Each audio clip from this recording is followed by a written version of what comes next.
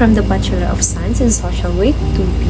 So, as you can see, this is the soap basket that I made. So,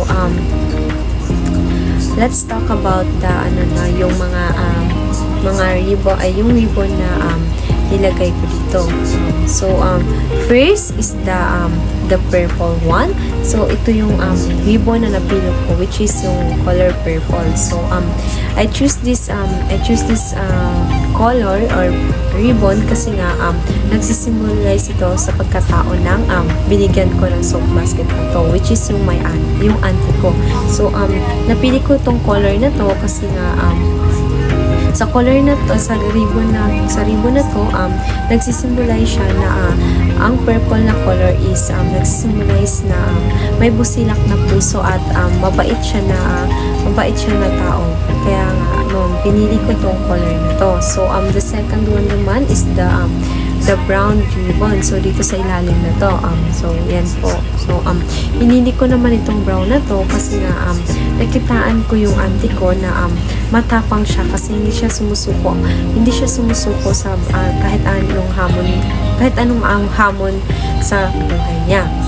So nilalabanan niya ito sa kanyang pang-araw-araw. So the second naman is itong white. So nakikita niyo po dyan yung white na ribbon na nandito sa baba, which is ito yung ginamit ko na pangatlong ribbon kasi nga white represents and symbolize may siya, may totoong puso.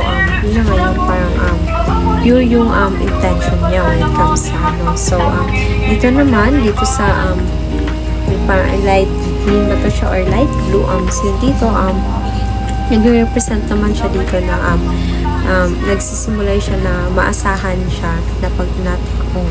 So that's the color of ribbon that I use dito sa soap basket na ginawa ko. So sino nga ba ang binigyan ko ng soap basket na to? So ang binigyan ko ng soap basket na ginawa ko ay yung auntie ko. So So, bakit nga ba yung auntie ko yung binigyan ko ng soap basket na to? Kasi nga,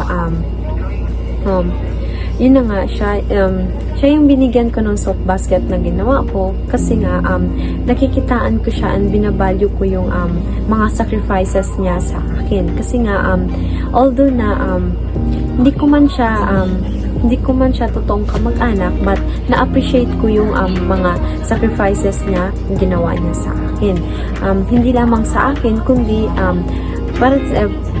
hindi lamang para sa akin, kundi para sa aming magkakapatid. Kasi nga, katuwang namin siya sa bahay. So, malaki yung, ibinabalyo ko yung presence and sacrifices niya sa kanyang pang-araw-araw kasi nga tinutulungan niya kami sa aming pang-araw-araw. Hindi lamang dito sa bahay kundi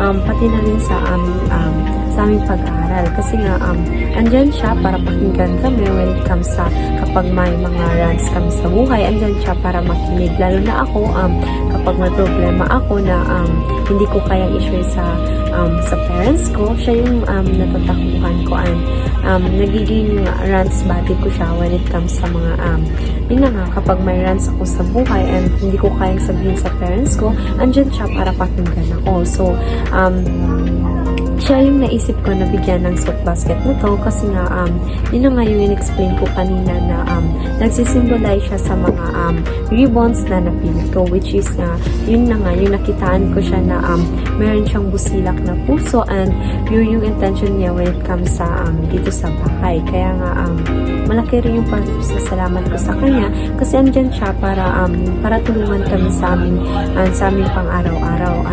Andyan siya para gumising ng madaling araw para i-prepare yung mga kakailanganin namin sa aming pag-aaral, and andyan siya para plansyahin yung mga gamit namin and para paglutuan kami upang may handa siya sa pagkainan namin. So I value her so much kasi nga napalapit na siya sa pamilya namin and hindi siya namin tinuring na ganito ganyan kasi tinuring namin siya as a kamag-anak namin, as a pamilya namin.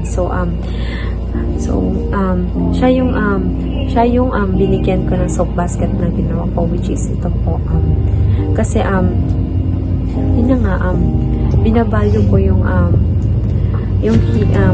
hirap at sacrifices niya sa kanyang pang-araw-araw, kasi yun na nga, napalayo din siya sa mga anak niya, and